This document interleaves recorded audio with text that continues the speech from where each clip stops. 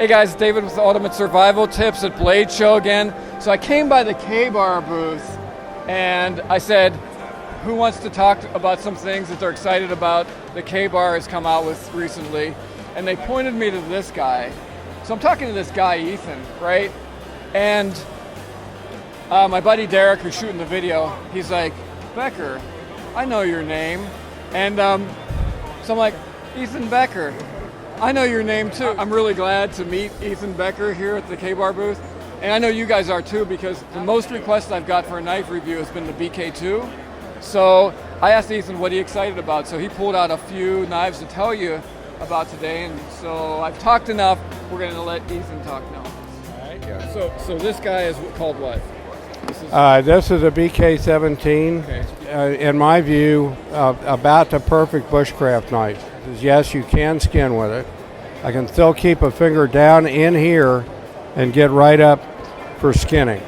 Yep. To me, if you can use your finger as the point of the knife when you're skinning, you are way ahead of the game. A lot of control. And that knife's perfectly sized to do that. Right. Yep. And yes, you can do moderate batoning with it. I mean, if you get a nasty piece of knotty hemlock or desert juniper, don't baton it. Don't because you may regret it. And this is one of my everyday carry items as a Victorinox rucksack, and I do like batoning with this, but I'm very, very careful. Just a couple things about this. Okay. This knife or its drop point equivalent, or the BK2 are the ones that I'm always gonna want to have with me. I always want one of these around my neck, and I want a rucksack, and maybe I want a second one of these in a pocket. You're spoiled. Don't rough it until you have to, right? Pampered. Spoiled has such bad connotations. But basically, the steel we use is a carbon steel, and that's one of the reasons that the price of Becker knives is where it is. Which is a good price. Yeah, it's a good price. And as far as I'm concerned, you have to go probably 4 to 5 times the price to get an equivalent in stainless. We make one of these. We make the Escobar version of this in D2, as well as a 1095. And D2 is an almost stainless. It's like within 1 percentage point in Europe it's considered stainless, I think. There was a big argument about that last night. Okay, there was. I'm glad I left early. Yes, you were smart.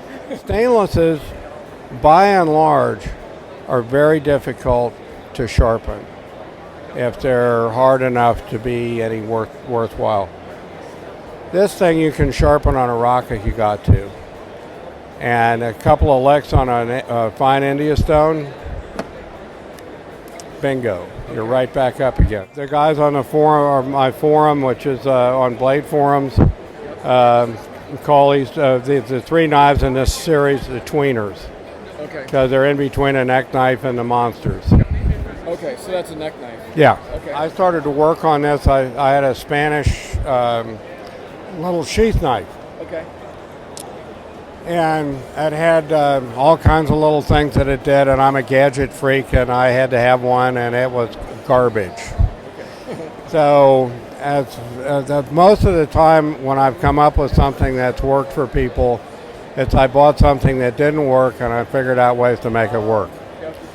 So I worked on it for years. The biggest problem I had was sheaths, because I thought of it as a sheath knife, a belt knife. And probably 10, 12 years into this project, I'm looking through my neck knife collection and, checking out my stuff and all that stuff. And all of a sudden I go, you are so stupid, Ethan.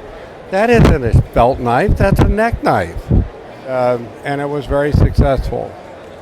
And when I got to Kabar, we increased the thickness a little bit, full height grounded. And Paul Tujimoto at Kabar came up with this really marvelous sheath, I think. Now, this is 2.2 ounces of steel. You can do moderate batoning with it. You can skin with it. You can Do your fingernails with it. Absolutely, for 2.2 ounces. That's nice. That's a lot of knife. Yeah. How'd you get the weight down? Is there anything special about? No, I just tried to take everything out that didn't need to be there. Okay. Norwegians and the Swedes and the Finns and the American Indians all used to carry their knives around their neck. There are certain advantages to this. In the wintertime, you don't have to take off all your clothes to get to your knife. You just have to reach down in here. I mean, a lot of times you got your coat open in the woods anyhow. Yep.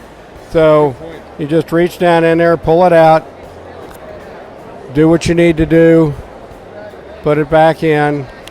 Hands find hands to get it back in. You're not trying to avoid slicing part of your ham off, getting it back in the sheath. And you just drop it right back in there. Nice.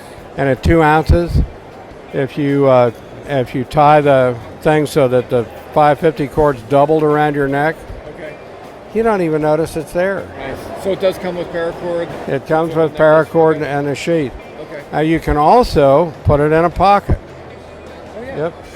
Okay.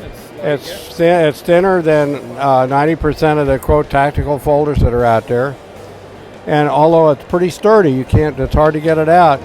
If you push with your thumb, so when you've got it in your pocket, you just push and it's already out. Okay, nice. If people want to find this on wherever, Amazon, the Kabar site, what is this called? It's a Becker necker, or BK11. BK11, and it's made out of what? 1095 Crovan. Okay, and does this little notch thing in the end have any significance? Yeah, if you need to open, after you've worked hard, you need to be able to open an adult beverage. Okay. And a premium adult beverage requires some kind of assistance. And then this little guy in here bottle opener, okay, is a wire breaker. I feel stupid saying this, but make sure it's in the sheath when you break wire. Yes. Yeah.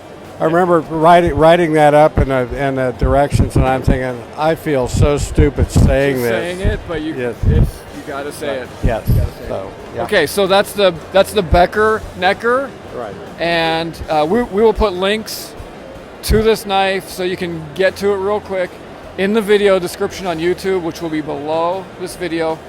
And we're going to come back with Ethan, and we're going to talk about some other cool stuff next. All right, we'll be back with you in a little bit. All right. For your convenience, I've included links to all the gear that we've talked about and parts 2 and 3 of my interview with the great Ethan Becker in the video description on YouTube. Just click the Show More tab under this video. So don't forget to subscribe to this channel. And for more gear reviews, survival tips, and survival news, check out ultimatesurvivaltips.com. While you're there, grab our monthly survival e-mag, like us on Facebook, and follow us on Twitter to get the latest news and be the first to hear about the great gear giveaway contests we have planned.